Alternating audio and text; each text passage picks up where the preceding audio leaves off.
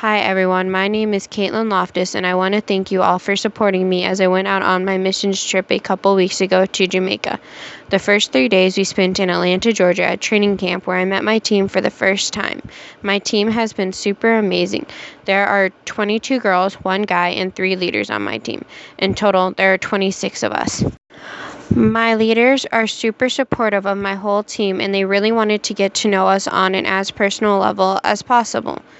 Even being off the field, they still keep in contact with us and talk to us as much as they can. After our 3 days of training camp, my whole team went to the airport at about 6 in the morning, I believe, and hung out there until our flight came at 4. While there, we celebrated my leader Rachel's birthday, which was a lot of fun for most of us. Once we arrived, my team climbed onto our bus and headed to the church that we would be staying at. When we arrived, there were a lot of local kids waiting to meet us. Later, as we finally sat down for dinner, we found out that some of the local kids would be staying with us, but little did we know that sleeping on a church bench was a luxury for some. The next morning, we got up and started our ministries. There were 3 different ones we did while we were down there. We did VBS at a Christian high school they had there, and our theme was Bible Boot Camp, where the kids learned about the armor of God.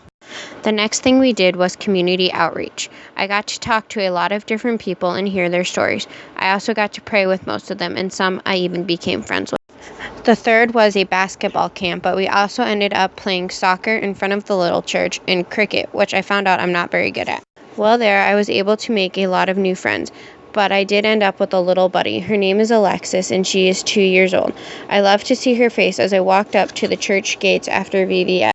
There was a couple of times where I snuck her into dinner and let her sit on my lap and eat/make a mess of my chicken feet soup.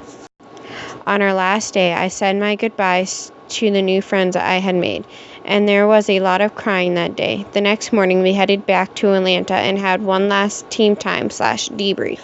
After that was over, we said our goodbyes to everyone because some of the girls had to leave early in the morning and went to bed.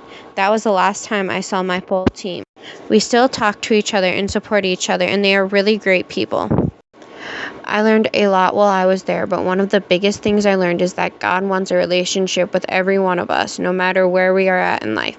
He doesn't want us to try to do it alone. He loves us. Also, please feel free to come and ask me any questions. I would love to tell you guys more about my trip if you want. Thank you again for your support.